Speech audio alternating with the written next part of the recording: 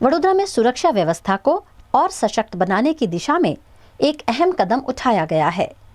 वडोदरा शहर पुलिस के लिए पुलिस भवन की 7वीं मंजिल पर बनाए गए city level command and control centre का लोकार्पण उप मुख्यमंत्री हर्ष संघवी द्वारा किया गया।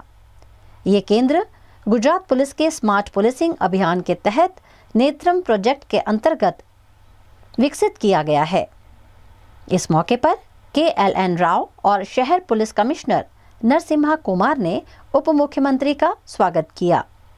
पुलिस की टुकड़ी द्वारा उन्हें गार्ड ऑफ ऑनर भी दिया गया। उद्घाटन के बाद पुलिस कमिश्नर ने आधुनिक तकनीक के माध्यम से क्राइम डिटेक्शन, त्योहारों के दौरान सुरक्षा व्यवस्था और संसाधनों के प्रबंधन को लेकर विस्तृत जानकारी दी।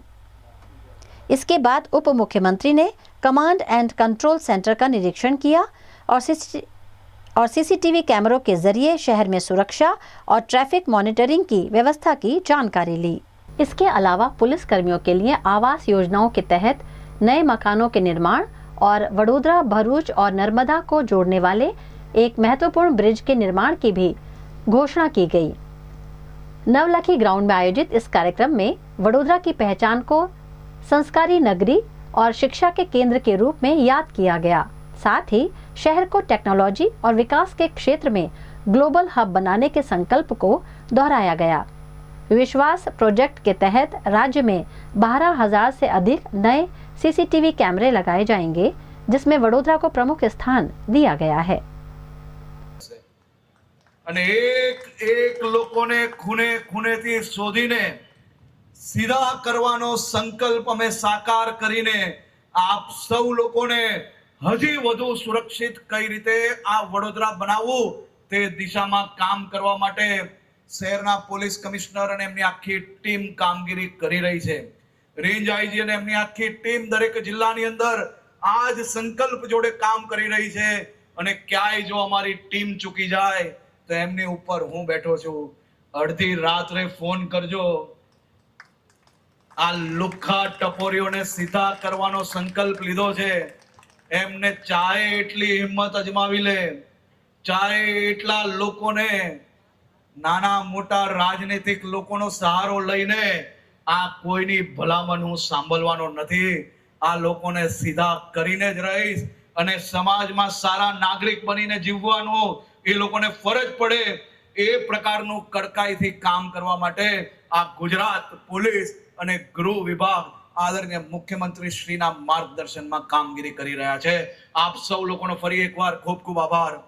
વડોદરાના નગરજનોનો ખૂબ ખૂબ આભાર। મારા પોલીસ પરિવારની મારી સૌ બહેનોને હું અભિનંદન આપું છું। તમને સૌ લોકોને હું ખાસ કરીને શુભકામનાઓ આપું છું કે બહેનોની અંદર રાની લક્ષ્મીબાઈનો રૂપ દેખાવો જોઈએ।